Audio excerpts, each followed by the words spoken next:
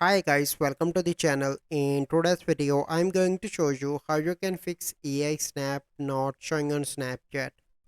So the first step you need to follow is to open settings of your smartphone. So once you open, you simply need to go into the app management and click on app list.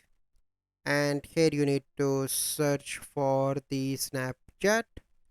Click on that. Here you can see different options. The first option is storage and cache. The first step you need to clear cache, and after that you need to clear storage, and then you need to allow all permissions from here. Once you complete that, you need to go back and you need to restart your smartphone. Once you done that, you need to open Play Store and search for the Snapchat, and you need to update Snapchat application.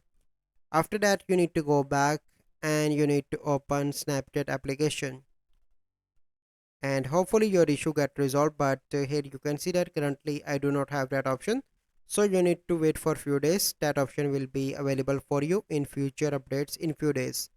So this is the process. I hope you find this video helpful. If you find this video helpful, must like this video, subscribe to our YouTube channel for future videos. We'll see you in the next video. Thank you, have a good day.